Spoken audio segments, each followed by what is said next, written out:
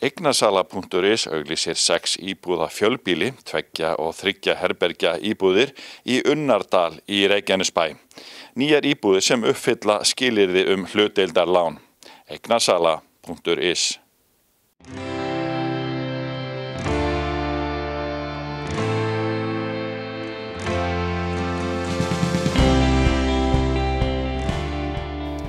Komið sæl og veru velkomin í Suðurnesja Magasín. Í þættinum heyrum við nokkrar skemmtilega sögur frá Suðurnesjum, sagðar af Tomma í Festi. Jú, hann jú einn kunnasti hamborgarasali á Íslandi og hóf ferilinn hérna í gömlu flugstöðinni. Við förum með nemendum Fjölbrautaskóla Suðurnesja og rannsökum gjósku úr gosinu. Þá fáum við innslag frá ungmennum okkar í Fjörheimum og 88 húsinu, en þau fóru og kíktu á skemmtilegustu rennibraut landsins á nýju glæsilegu útisvæði við Sundmiðstöðina í Reykjanesbæ. En við byrjum á því að skoða gjósku úr Geldingadölum.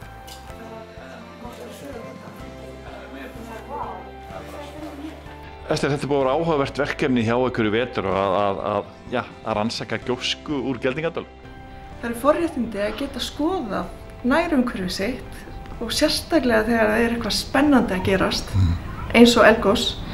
Við vissum náttúrulega ekki að það myndi gjósa, en þegar þessir jarðskjálftar byrjuðu, þá svona vonaði ég eiginlega að það myndi gjósa bara fyrir nemendur. Þó að það sé kannski ekki svo spennandi að það gýs í langan tíma, en það fór að gjósa. Og þið bara drifið í að setja rannsókn í gang í rauninni? Já, ég var búin að undirbúa þannig og gefa þeim verkefni að ef það myndi gjósa, þá var bara strax að setja út disk. Og ég sendi post 19. mars, var það ekki þá sem það byrjaði, bara setjið disk út í garð núna. Og þau gerðu það og héldu áfram í tæpa mánuð að safna gjósku og stóðu sig vel. Og það svo gaman að skoða það sem maður hefur safnað sjálfur. Setur þetta allt í meira samhengi. Já, hvað geturðu sagt okkur svona ykkar niðurstöðu í þessu? Sko, við fórum náttúrulega, rannsóknarspurningin kannski svo, kemur gjóska, svona fíngerð gjóska úr flæðugosi eins og gosið í Geldingadal. Það var eiginlega það fyrsta sem við vildum vita. Af því ég veit ekki til að það séu til rannsóknir á því. Við þekkjum úr sprengigosum að það komi fíngerð gjóska úr þess slags gosum. Og niðurstaðan eiginlega svo að það fíngerð gjóska úr Geldingadal. Og við höfum staðfestingu, það er búið að efnagreina þessa gjósku og hún hefur sömu efnasamsetningu og hraunið sem hefur verið efnagreint úr Geldingadal. Þannig að það svona fyrsta niðurstaða. Það væri í rauninni gjóska sem að við íbúarnir í nágrenninu áttum okkur ekki almennilega á. Nei, af því þetta svo ósýnilegt. Og smátt. Og smátt. Og oft kölluð leyni gjóska. Og maður skilur það hugtak mjög vel eftir þetta verkefni. Hvernig var að fá eldgos og vera í jarðfræðitíma í Fjölbraut? Mjög skemmtilegt. Mjög áhugavert að skoða þetta og fylgjast með þessu á sama tíma og maður að læra þetta bara. Hvað gerðu þið svo? Herðu, leið og byrjaði við að gjósa, þá fóru diskar út í garð hjá öllum. Svo annar hver dag þá skóluðum við af diskunum ofan í ziplock-poka bara og merktum svo með dagsetningu og svona, og svo gerðum við þetta bara í 3 vikur rúmar. Svo fóru þessir pokar í efnagreiningu hjá Jarðvísindastofnun Háskóla Íslands og það kom í ljós að gjóska var í flestöllum pókunum, en það ekki búið að greina það alla. Kom eitthvað þér óvart í þessu? Já, bara hvaða var rauninni mikið sem kom inn í byggð. Það var ekkert mikið fyrstu dagana, en svo þegar leið á þetta þá var alveg helling í pókunum. Sáuð þetta á diskonum þegar þið voruð að taka þá? Já, alveg sumstaðar. Það var alveg sandur og svona á diskonum, en mér datt ekki í hug að þetta væri gjóska. Kemur þetta þér óvart svona þegar þú sást þetta síðan í smásjáni? Já, ég bara vissi ekki að það væri svona mikið. Þetta var alveg útrúlega gaman að sjá þetta. Þetta var ekki bara gjóska, þetta var alveg plast og þræðir og alls konar. Þannig áhugavert að vera að vinna svona verkefni með eldgosið bara í næsta nágrenni? Mjög, já, mjög skemmtilegt. Hefur þetta svona aukið áhuga þinn á greininni? Heldur betur. Ég kannski þetta eitthvað sem ég fer í framtíðinni, sko. Getur orðið eldfjallafræðingur. Mögulega. En þessi efni, þetta getur nú verið hættuleg efni, ekki gott að fá þetta ofan í sig? Nei, það ekki gott, en sem betur fyrir þetta ekki í svo miklu magni ennþá. Til að byrja með þá erum við búin að sanna að sé gjóska í loftinu, þó að það hefur ekkert mælst annars staðar. Og þegar við kíktum í smásjána þá sáum við að þetta eru rauðbrún glerbrot, svipuð þessi hrafntinna áferð, eins og þú sérð, svona hvernig þetta hefur brotnað og myndast. Og já, við höfum eiginlega bara séð þetta í loftinu. Þetta nú ekki gott að fá þetta inn í sig, er það? Er þetta hættulegt, vitið þið það? Þetta svo ótrúlega smátt, þetta undir 100 mikrómetrar á stærð, þannig að það ætti ekkert að vera hættulegt að anda þessu að sér. Vitið þið hversu mikið af gjósku hefur svona dreifst svæð? Er hægt að giska á það? Það væri hægt að giska á það ef við myndum reikna hversu mikið við lent á hverjum disk og svona reikna flatarmálið á því. En við höfum ekki hingað til gert það og við höfum bara séð að sé gjóska í sýnunum. Við höfum þá séð það. Nú settu þið diska bara í flestum sveitarfélögum hérna, ekki? Jú, hérna öll í kring hérna. Já, var þetta misjafnt eftir vindátt? Já, það sást að þar sem vindurinn beindi og þar sem hefur komið úrkoma til þess að venda þetta fjúki ekki í burtu af disknum, þar hefur við séð mikla gjósku. Hafið þið svona rætt þetta við, jarðfræðinga eða svona sérfræðinga í þessu málum? Já, við sendum nokkur sýni inn í Reykjavík og þau fórum með í efnagreiningu og þar sáum við nákvæmlega hvaða efni voru í þessu og í hversu miklu magni. Getur eitthvað sagt okkur frá hvaða efni þetta eru? Er þetta eitthvað sem að meðaljónin þekkir? Já, þetta eru frekar svona basic efni, þetta eru titanium og bara svona alls konar steindir og efni sem eru í loftinu og svo gjóskan. Er ekki bara skemmtilegt að vera að vinna við þetta svona eldgos ennþá á fullu? Já, ég skal segja miklu skemmtilegra heldur en að gera þetta á blaði, sko. Já. Að taka þátt í þessu og vinna með þetta. Ertu búinn að fara sjálfur upp á gosi? Ég er ekki ennþá búinn að fara. Foreldrar eru búin að reyna að toga mig en ég haldi mér heima. Og er stefnan að fara? Já, minnst þú einu sinni. Já. Þannig að svona þetta verkefni búið að vera áhugavert í náminu? Já, þetta verður mjög spennandi að sjá hvernig eldgosið við þróast og hvort það hafi verið eitthvað á diskunum til að byrja með. Við vorum aldrei viss. En þetta hefur verið mjög gaman að vinna með þetta svona. Auðvitað bara kom það óvart að það hafi verið gjóska. Ég bjóst alveg eins við því að það væri ekkert í þessum sýnum. Þess vegna kom þetta skemmtilega á óvart. En maður verður að kanna hlutina áður en að maður getur sagt eitthvað. Og svona viðbrögðin hjá nemendum, þau eru nokkuð skemmtilega þegar ekki, eða hafa verið það? Jú, og mér finnst þau hafa verið áhugasöm og það er gaman, eins og ég sagði áðan, að vinna með það sem þú safnar sjálfur, að þetta sé ekki bara eitthvað tilbúið og þú veist, bæði að kynnast nær umhverfinu og það er mikilvægt að tengjast við í námi, fara út fyrir skólastofuna og nýta tækifærin sem eru þar. Já, það er það skemmtilega við að verkefnum skuli koma fyrir utan skólastofuna og geta verið að vinna að þeim. Og þetta eru bara vísindi. Þau hafa verið að stunda vísindastarf. Sérðu eitthvað framhald á þessu, kannski í haust ef að gosið heldur áfram? Já, það er aldrei að vita, en auðvitað er hægt að skoða gjóskuna áfram og láta nemendur setja disk út í garð. Þannig að það eru ýmsir möguleikar að í framhaldinu. En gjóskan hún var það smá eða ekki að þið sjáuð henni í rauninni eiginlega ekki nema í smásjá? Nei, hún sést sko að það er spurning hvort að maður geti svona smá séð stærstu kornin ef maður kíkir í pokana. En þetta er mjög smátt og þá er náttúrulega kannski stóra spurningin líka hvaða áhrif þetta hefur á loftgæði. Hefur þetta áhrif á bara okkur sem öndum þessu lofti að okkur? Það væri skemmtileg rannsóknarspurning. Ungir fréttamenn okkar frá Fjörheimum og 88 húsinu í Reykjanesbæ fóru og skoðuðu nýja glæsilega útiaðstöðu við Sundmundstöðin í Reykjanesbæ. Þar kuvera hraðasta vatnsrennibraut landsins. Komið með okkur. Margir bæjarbúar biðu með eftirvæntingu eftir opnun á nýrri aðstöðu Sundmiðstöðvar Reykjanesbæjar en framkvæmdir hafa staðið yfir síðustu ár. Aðsóknin hefur verið mjög góð og fólk almennt ánægt með breytingarnar. Við fórum og skoðum nýja og endurbætta aðstöðu.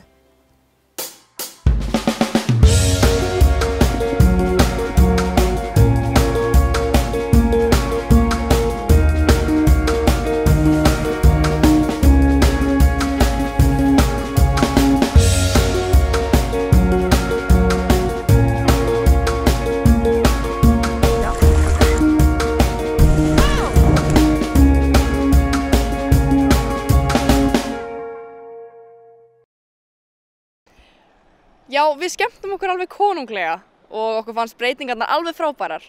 En við töluðum við Birgir Möller, sundlaugarvörð, til að komast að því hvað fólki finnst almennt nýjungarnar. Hvaða breytingar voru gerðar á sundlauginni nýlega? Það helstu breytingarnir sem voru að við náttúrulega komið tvöfalda risastóra rennubraut, sem 11 metrar háð eitthvað svoleiðis. Og svo erum við með, var gamla gufan rifin og komin að 2 nýjar, bæði vatnsgufa og þurrgufa. Og svo eru komið 3 potta, 2 heitapotta, svona stóra, annar svolítið fjölskyldubottur og hinn legupottur, eins og svipað og hérna fyrir. Og svo náttúrulega ísbað. Þetta eru og plúsa og eru komnir útiklefar sem að fólk getur tverrað sig til sturtuna og þar eru snagar meðal annars sem fólk getur hengt henglaði sitt líka. Já, þetta er svona helsta. Hvernig fólk að taka í breytingarnar? Bara rosalega vel. Náttúrulega þessi rennubraut sem við erum með, það er náttúrulega bara búin að draga rosalega mikið af fólki hingað og náttúrulega krakkarnir elska þetta og ekki síður fullorðnir sko. Þeir eru nú að taka sína ferðir hérna og fólk er bara almennt að taka rosalega vel í þessar breytingar því að þetta er ekkert svona sama svæðið og þetta var. Þetta er eiginlega búið að stækka svo til helming. Hvernig er aðsóknin núna? Hún er bara mjög góð og er búin að vera þrátt fyrir COVID stopp annað og náttúrulega búið að vera að aukast á milli manna og til að mynda bara eins og í dag þá þurftum við að loka á tímabili og hleypa inn í hollum því að það var bara fullt hjá okkur og þannig að já, fólk er að koma alls staðar að og mikið úr bænum líka og þannig að það er bara gaman að því. Óskum íbúum Reykjanesbæjar til hamingju með nýja og glæsilega útiaðstöðu í Sundmiðstöðinni. Blikksmiðja Ágústar Guðjónssonar EHF, S. Hermann, Lagnaþjónusta Suðurnesja EHF, Sparri EHF, Grjótgarðar EHF, Landslag, Tækniþjónusta SA EHF, Sána Spa, Nesraf EHF, Framkvæmdafélagið Arnarkoll.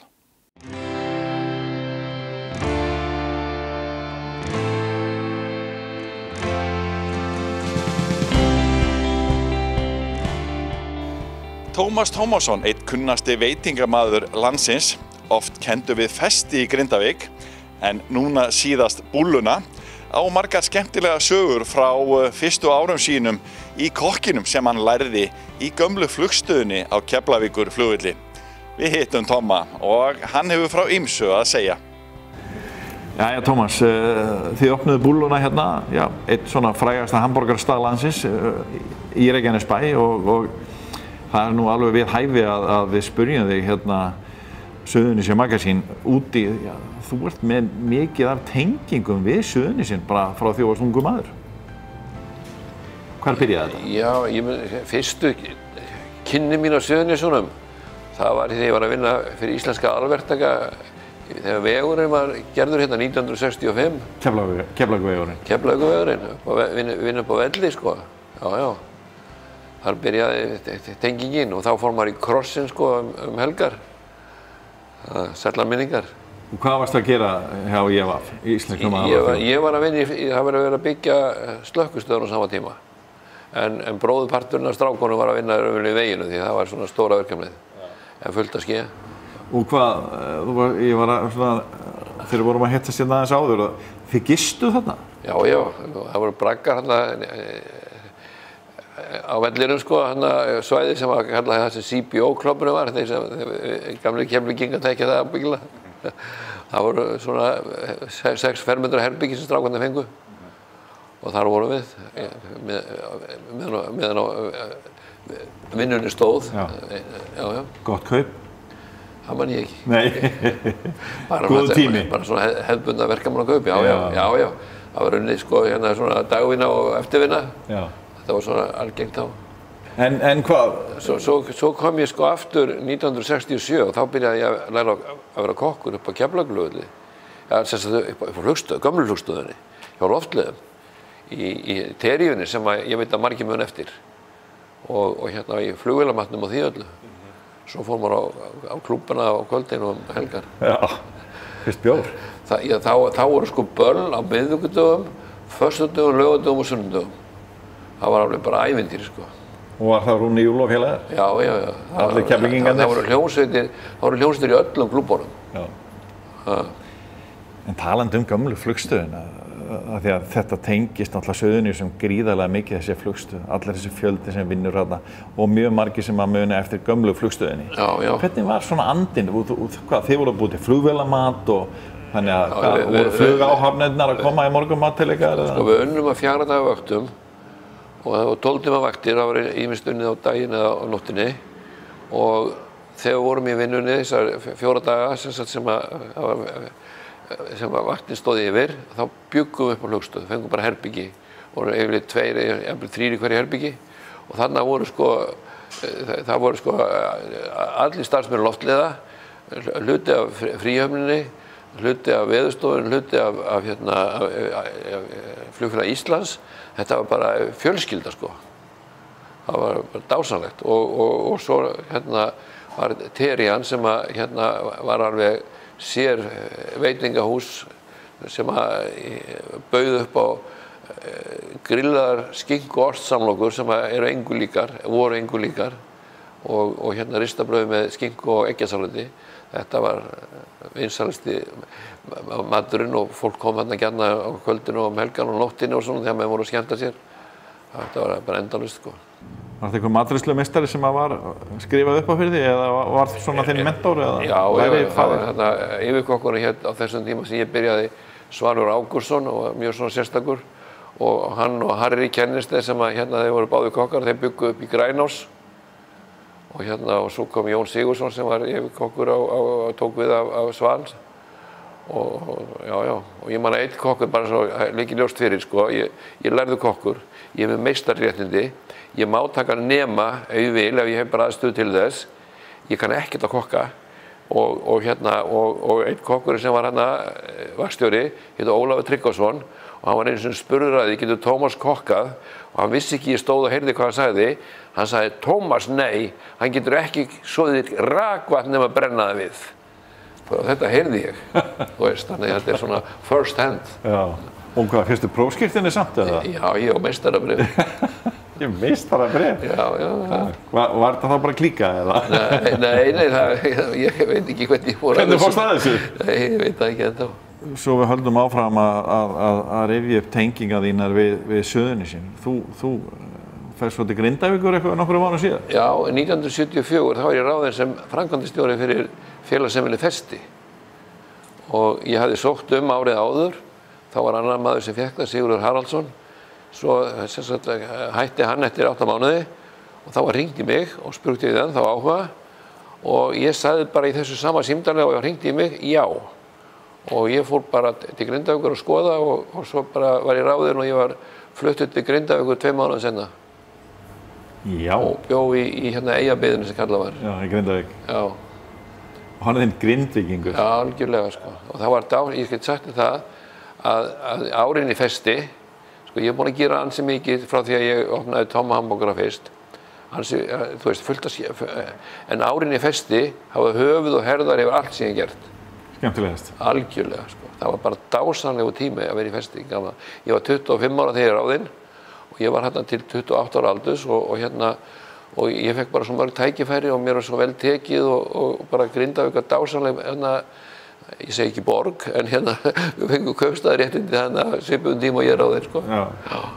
Og hvernig var starfsemin í Festi? Þetta var náttúrulega þekktari ballstöðum landsins. Það voru sveitaböll sem kvöldum voru. Það var náttúrulega hálfgerðir hljómleikar. Á hverjum laugardegi einstaka sinnum á föstudögum sem heppnaðist ekki mjög vel, þannig að laugardagarnir voru bestir. Svo var bingo á miðvikudögum og svo byrjaði með bíó og það var 3 í viku og svo voru alltaf einhverju fundir, lægjansfundir eða eitthvað, Dale Carnegie námskeið eða brúðkaup eða eitthvað skilur, það var alltaf eitthvað skeið í félagsheimilinu sko. Já. Og böllin á laugardögum, manstu eftir einhverju skemmtilegu, voru þá vel sótt, fullt á rútum? Já, algjörlega sko, ég man að fyrsta ballið sem ég hélt, þá var hljómsveitin heitt Stuðratríóið. Það kom 231, ég man það mjög vel. Næsta helgi þar á eftir voru Haukarnir sem var svona topp, kallað brennivínsband. Það voru 482 á því balli. Svo komu Hljómarnir, þriðju helgina, og svo bara spann þetta upp á sig að þeir voru alltaf einu sinni í mánuði, Haukarnir, Hljómarnir, Júdas, hljómsveit Þorsteins Guðmundssonar og svo ein og ein hljómsveit svona Pelikan og einhverju fleiri sem svona komu með. Og Paradís, Pétur Kristjánsson sem er látinn núna, hann var uppalega í Pelikan en fór svo í Paradís og hann var þarna, þetta var engu líkt að standa í þessu sko. Ég fílaði mig svo popstjörnu þegar ég fekk að vera með og allt í einu var ég mann eftir því að ég var búinn að vera svona ár í festi, þá allt í einu heyrði ég það einhvers inn í bæ að ég var kallað Tommy Festi og það festist við mig og þegar ég kenndi Grindavíkur í dag fullt af fólki sem mann ennþá heitir Tomma í festi og það eru 40 ár síðan, það er ótrúlegt, ég elska Grindavík. En hvernig var þetta þarna, ég meina, var verið að selja áfengi innan dyra eða? Nei, það var ekki þannig? Það var bara góðstrykkir, það var rándýrt að fara inn. Ég man að fyrsta ballið sem ég kom þegar ég var að njósna, kostaði 600 kall miðinn og mér fannst það fáránlegt sko. Þá kostaði 25 kall inn á veitingastæði Reykjavík en 600 kall inn á ball, ég bara hafði aldrei talað um annað eins. Ég var ekki búinn að vera nema rúma mánuð, þá var ég búinn að hækka upp í 700. Já. Þannig að svona breytist nú afstæðan fljótlega sko. Þegar ég var aðeins að heyri þér áður en við fórum í þetta viðtal þá varst að segja mér að þú hefðir unnið fyrir sýslumannin í Grindavík. Segðu okkur aðeins frá því, það er nú ansi áhugavert. Þegar ég var búinn að vera ár í festi þá svona langaði mig til að gera eitthvað aðeins meira svo ég, Hafði tími við daginn? Já, á þeim tíma þá var sýsluskrifstofan opin 1 dag í viku og hún var í festi. Þannig ég kynntist fulltrúum fógita. Og svo stóð til að það opnuðu nýja lögreglustöð og á lögreglustöðinni þá átti að vera og var sýsluskrifstofa sem var opin hálfan daginn. Og ég sótti það og ég fór í þjálfun hérna hjá Jóni Eysteins. Jóni Eysteinsinni, sýslumanni. Sýslumanni og bæjarfógita. Og svo opnuðum við hérna skrifstofuna í Grindavík og ég var þar fulltrúi, eini fulltrúinn og hérna sá allt, gaf út passa, rukkaði þinggjöldin, gaf út öll svona skírteini sem þurfti að gera og ég þinglýsti líka sem að raunverulega, þú veist, að nafnum til þá komu fulltrúarnir og skoðu hvort ég ekki gert rétt en það var bara nafnum til og ná allt annað þá gaf ég oft út vígvendingarleyfi á félagsheimili. Á festi? Já, og ég var mjög Var það Lionskvöld eða Kúpmaðakvöld eða eitthvað? Já, maður fann bara eitthvað félag, að félag gátu sótt einu sinni á ári, fá árshátíð með vígvendingarleyfi. Og ég fann bara alltaf eitthvað félag, ef ég þurfti að vígvendingarleyfi að halda, þá fann ég bara eitthvað félag og síðan gaf ég bara út vígvendingarleyfi sjálfur og allir ánægðir.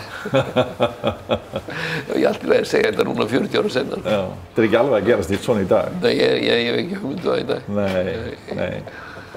Þú ert þarna skemmtilega tíma í Grindavík og við höldum áfram að spyrja þig út í Suðurnesin og þú ert mættur til Keflavíkur bara nokkrum árum síðar og opna hamborgarastað. Er það ekki? Jú, ég hætti í festi sem sagt 77 haustið, fer til Ameríku og fer þar í háskóla og kem tilbaka. Þú varst að læra veitingamennsku? Hótel- og veitingarekstur, já. Kem tilbaka og hérna á þessum tíma, þegar ég var í festi, drakk ég ekki. Og hérna þannig að ég var svona, var búinn að skapa mér svona ágætisnafn þannig, svo byrjaði ég að drekka aftur í Ameríku. Kem tilbaka og svona í hálfgerðri óreiðu til að byrja með og hérna enda með því fyrir meðferð og kemur meðferðinni og þá opnaði ég fljótlega eftir það Tomma hamborgara og bara sama ár, 1981, þá opnaði ég í Keflavík vegna þess að ég einhvern veginn hafði tilfinningun að Keflvíkingar myndu vera tilbúnir að borða hamborgara sem þeir voru. Þannig að þú ert búin að koma víða við, svona getur sagt, í veitingamennsku og ert núna nýlega búin að opna hérna, eða í samvinnu við þína menn, Búlluna í Reykjanesbæ. Já. Á mörkum Keflavíkur og Njarðvíkur. Hvað, þannig að þið hefði náttúrulega augljóslega bara haft trú á því að það væri hægt að... Sko, sá sem á Búlluna hérna, heitir Guðlaugur Jónsson og hann var búinn að vera fjármálastjóri hjá okkur í Búllunni í nokkur ár og hafði fylgst með og borðað mikið af borgurum og hann var bara sannfærður það því hann sko, hann fæddur í Grindavík en ættaður bæði úr Keflavík og Grindavík og hann var bara sannfærður það að hann vildi opna Búllu hér og við sem ok, ef við tilbúinir það þá erum við tilbúinir. Þannig að hérna, hann opnaði hérna í COVID, já, við varum litið að hafa það og það bara hefur gengið lígin líkast. Já. Hvað svona, lykillinn af þessum hamborgara sem þið eru að búa til? Hvaða leyndamál ertu með þarna? Það mjög margir sammála því að það sé besti borgari, eitt sá besti. Þakka þér fyrir það. En þú getur fengið mjög góða borgara mjög víða í dag. En sko, okkar leyndamál, ef leyndamál skildi kalla, það bara það sem að hérna lagði af stað með strax í upphafi. Það eru gæði, góð þjónusta og stöðugleiki. Þetta eru þrír svona þýðingarverstu póstarnir í rekstrinum. Og við höfum alltaf verið með UN1 nautakjöt sem ungneyti, fyrsti flokkur og sem á þessum tímum sem við opnum okkar fyrsta stað í Tomma hamborgara, sko, þá voru menn að nota kákjöt sem kýrkjöt. En ég byrjaði að nota þetta ungneytakjöt og hafa 20% fitu af því að bragðið kemur úr fitunni. Ef það er ekki fita, þá getur einu sinni kom maður til mér og sagði við mig ég skal selja ódýra hamborgara, ég nota bara hrossakjöt og setja nautafitu saman við það og þá veit engin neitt. En skilur þannig að bragðið úr fitunni og þess vegna verður þetta að vera sko, bæði til að fá mýktina og góða bragðið, þá höfum við 20% fitu. Og svo bara ferskt brauð, nýtt brauð daglega og þetta er mjög einfalt sko. Leyndamálið vel ekki neitt, bara hugsa vel þetta og svo ást og umhyggja. Það leyndamálið. Serve all, love all. Leiðum við þökkum fyrir áhorfið, viljum við minna á aðra miðla Víkurfrétta. Við erum að gefa út vikulegt fréttablað sem við dreifum frítt öll Suðurnes og á netinu að sjálfsögðu. Við erum með nýjar fréttir á Víkurfréttavefnum alla daga og sömuleiðis nýjar golffréttir á kylfingur.is. Við þökkum fyrir okkur, sjáumst á vikuleiðinni, verið sæl.